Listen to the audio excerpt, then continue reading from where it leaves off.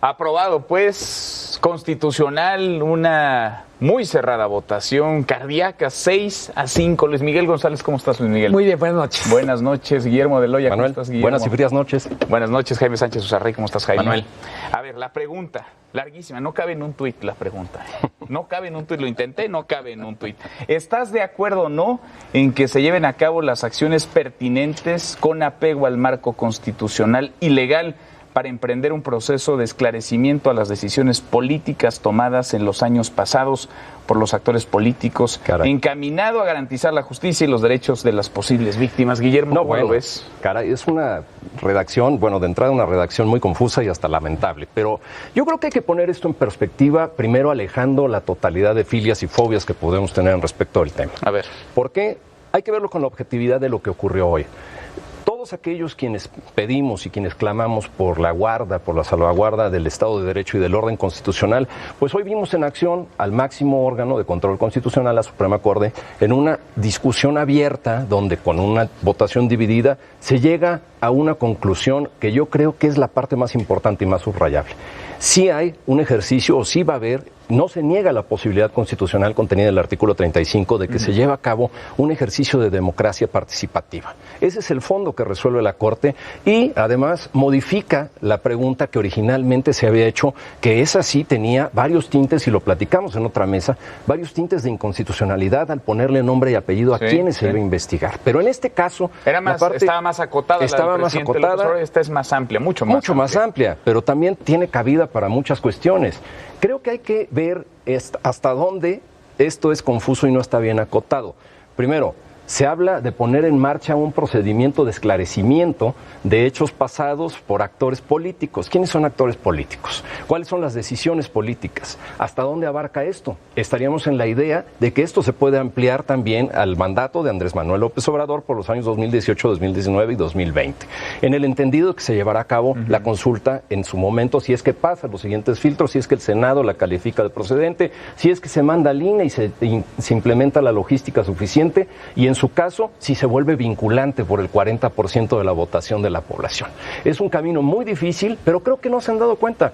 Esto, de alguna manera, pone muy bien parada la Corte.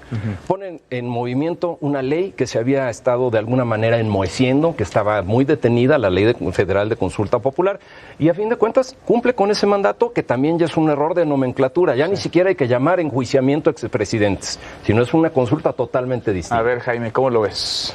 Bueno, yo no coincido totalmente con que la Corte salió muy bien parada. Me parece que sí es obvio que hubo una votación muy reñida.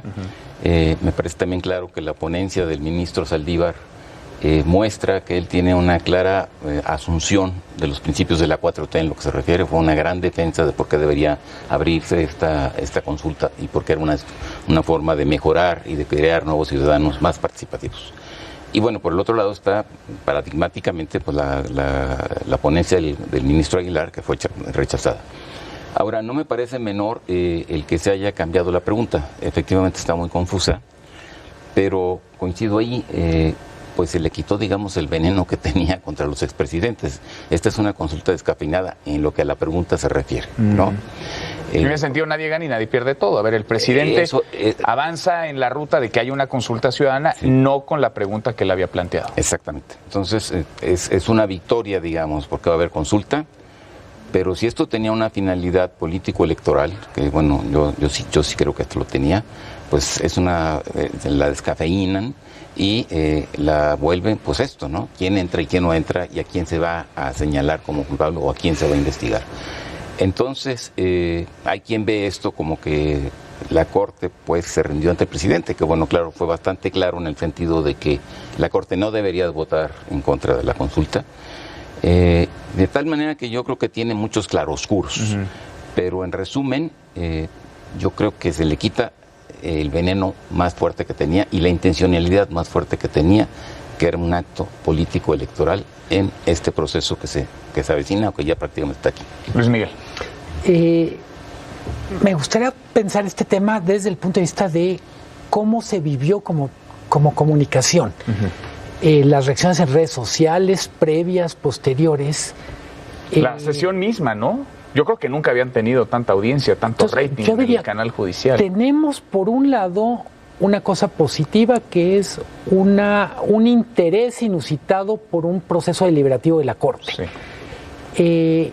Y para mí, pasando esta parte positiva, yo estoy pasmado de, literalmente, otra vez son dos Méxicos expresándose. Básicamente alguien dice, el que defendía que la Corte le dijera no al presidente, en realidad estaba defendiendo la impunidad de los expresidentes, es por definición sospechoso, etcétera. Y en el otro extremo, el que defiende la decisión de la Corte es un tonto porque ABC. Entonces, me parece que también fue pretexto para expresar un país totalmente dividido. ¿Pero dividido o plural? Porque también ahí está representada la pluralidad mexicana, ¿no? Cuando la forma de expresar la pluralidad es tan agresiva, yo diría que es dividido. Yo diría, creo que todos en este país queremos que haya un proceso legal justo frente al pasado, frente a quienes tomaron decisiones. Yo creo que nadie quiere eso. Y cuando digo proceso legal justo yo creo que hay expresidentes inocentes y expresidentes que merecerían ir a la cárcel, pero no deben ser juzgados los 5 en bloque. O sea, los 5 en bloque no son responsables de las mismas cosas y no tuvieron el mismo papel. Yo quisiera hacer 2 señalamientos, pues parte del resultado de esto, ¿no? Y lo señaló muy claramente el presidente de la Corte, el ministro Saldívar, y fue parte angular de su argumentación, ¿no? Esta no va a ser una consulta vinculante, perdón, porque aunque se alcance el 40% de participación ciudadana, no se puede imponer sobre los tribunales, sobre el Poder Judicial, porque efectivamente entonces estaría haciendo una especie de justicia popular, ¿no? Entonces uno se pregunta, bueno, si no es vinculante... Es más bien un asunto de participación. Es el punto número 1. Y punto número 2, pues esta consulta nos va a costar la friolera de 8,000 millones de pesos, según calcula el INE, o algunos del INE, ¿no? Entonces, una vez que se le quitó, digamos, el veneno, que era lo que le daba sustancia a esto, pues yo me pregunto cuál es la utilidad real, digo, a menos que se adopte la posición del ministro Saldívar de que esto alienta y forma a ciudadanos, para lo cual yo tengo serias dudas. Pues Diego, yo creo, y qué bueno que no estemos de acuerdo en algunas cuestiones, yo creo que a este tema y a esta mesa le podemos poner un etiquetado octagonal donde diga alto en controversia, porque como todas las cosas del derecho, pues bueno, son controvertibles. Yo sí creo que es una actuación correcta de la Suprema Corte, porque a fin de cuentas cumple con esa idea de poder poner en movimiento una situación que había estado pues de alguna manera dormida por algún tiempo, pero más allá de eso, lo necesario y lo conveniente. ¿Es necesaria esta consulta? Pues en realidad no. Para eso tenemos a las instituciones, a fin de cuentas. Tenemos a la Fiscalía, si es que existe la comisión de algún delito. El Ministerio Público es aquel que ejerce la acción penal. Y los tribunales, en su momento, son aquellos que administran justicia con los elementos que se le aportan. ¿No era necesaria? No. ¿Es conveniente? Por supuesto que es conveniente para un presidente que sabe hacer de esto, como nadie, magistralmente, una victoria.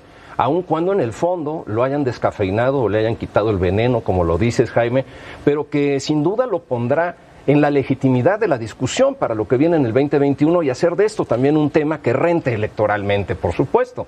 ¿Por qué? Porque esto va dirigido a 3 expresidentes del Partido Revolucionario Institucional, dos expresidentes del Partido Acción Nacional, y los contrincantes que se pongan dentro del plano electoral dentro del próximo año, el 2021, tendrán, por supuesto, una contraargumentación en torno a esta situación para estarles, aunque sea en el imaginario colectivo, diciendo te excediste en tus funciones, posiblemente hayas cometido delitos, etcétera. Creo que nadie como Andrés Manuel López Obrador y muchos de los que componen la Cuarta Transformación saben de la rentabilidad absoluta que esto puede tener. Pero eso cómo se va a traducir, digamos, ya en un movimiento, es decir, más allá de las mañaneras que el presidente va a insistir en este tema, ¿cómo se va a traducir si no está plasmado en esa consulta, que además entiendo que sería hasta el 1 de agosto, o sea, después de las elecciones, lo dice hoy un consejero del INE? Es el primer domingo de agosto. El primer domingo de agosto. Incluso es pasado ya el proceso electoral, ¿no?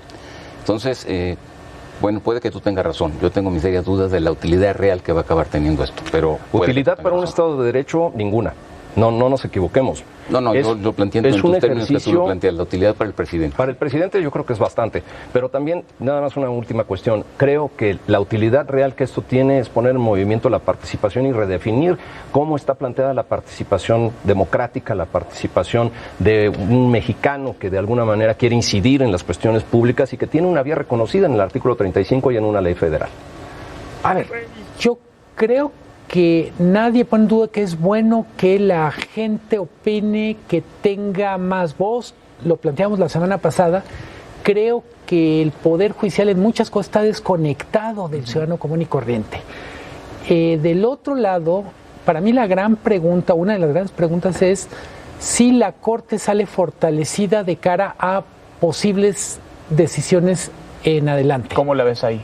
Porque yo observaba, retomando lo que mencionabas de redes sociales, pues de pronto hay algunos que defienden a la Corte un día, cuando les da la razón, cuando vota como ellos les gusta que vote, y que la atacan y la acusan de vendida, de corrupta, cuando vota en un sentido que no les conviene. Y una cosa que tiene mucha razón, digamos, ahora sí la comentocracia de las redes, no es la primera vez que la Corte tiene presión política.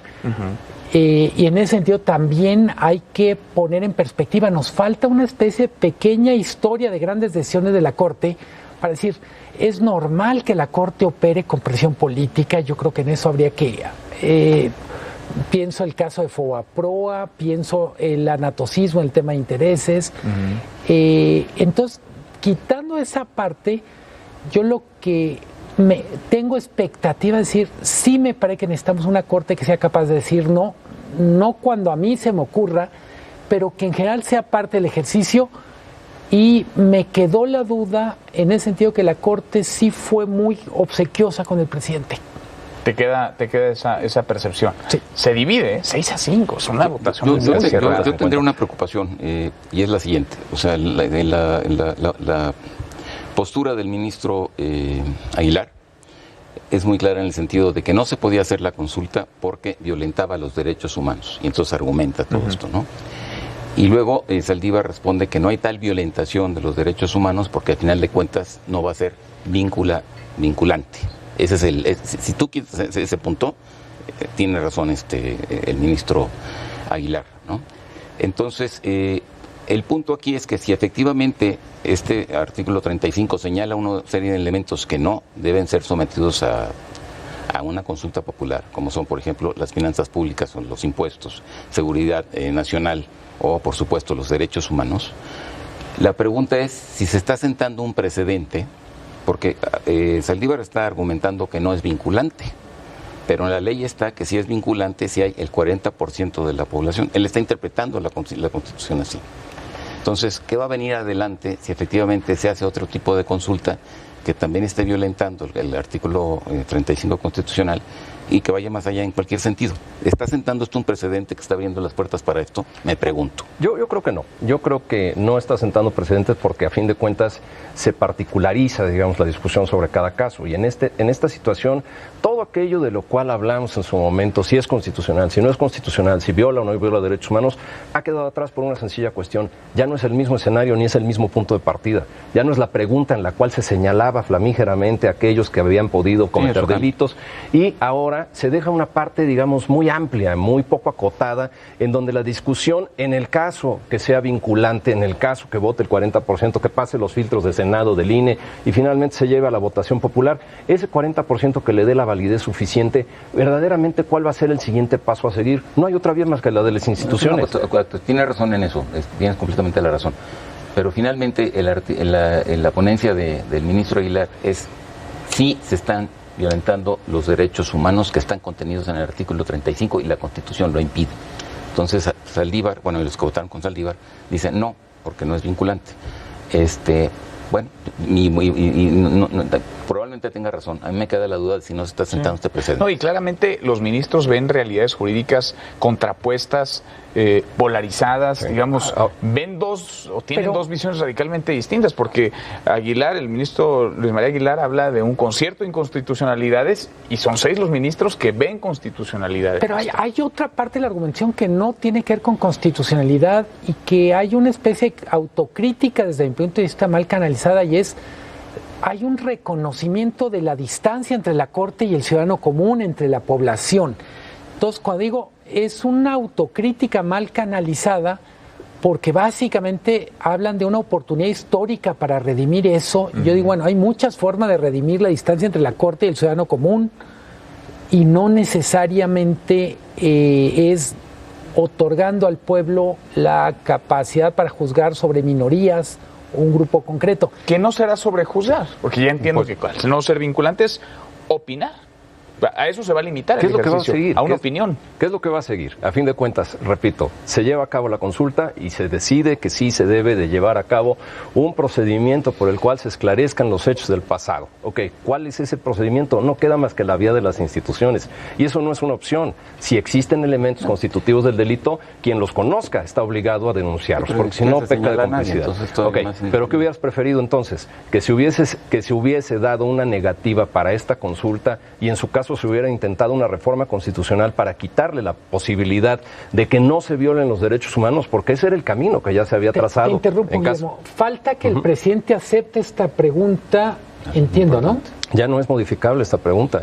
Pero faltará su posición pública mañana. La posición pública, pero como tal, la decisión de la Suprema Corte votada en el Pleno se va al Senado y no es modificable en ninguna de sus causas. Yo nomás quiero anotar una cosa. Si se habla de esta participación como un elemento, bueno, que abre la participación y que hace que la gente que no tenía voz ahora sí tenga voz, etcétera, que el ministro Saldívar insistió bastante en esto, y se quiere como dar una visión de todo este atroz periodo neoliberal, sería muy interesante que los medios de comunicación abrieran justamente un debate sobre esta narrativa. Si realmente este neoliberalismo ha sido tan atroz como se cuenta, primer punto. Segundo punto, este neoliberalismo comienza en realidad con Miguel de la Madrid en el 82. No se pone esto porque pues no está vivo Miguel de la Madrid, ¿no? Pero ¿de dónde vino Miguel de la Madrid? Miguel de la Madrid vino del desastre de José López Portillo y de Luis Echeverría y de un modelo que estaba totalmente caduco, y esto le dio salida al país en su momento. Ese es realmente el debate que hay que tener. Totalmente. No sé siquiera si sea como debate, sino es algo, México, lo hemos comentado mucho, México tiene que conocer más lo que ha pasado, yo diría como parte de un ejercicio cívico, no para resolver esta consulta, sino decir, es increíble que conozcamos tan poco de la Corte, que conozcamos tan poco de las crisis. No, y que haya tan poca justicia, 99% de los delitos están impunes en este país. Y 100% de los expresidentes están impunes. A ver, ni uno, no digamos enjuiciado, ni siquiera citado a declarar. No hay que hurgar en el pasado los problemas que tenemos que resolver en el presente. Y tenemos graves y profundos problemas. Gracias, Luis Miguel, gracias, Guillermo, gracias. Muchas gracias, Jaime. Muy buenas noches a usted por vernos. Soy Manuel López San Martín. Acá nos encontramos mañana, noche de viernes. Pásenla bien.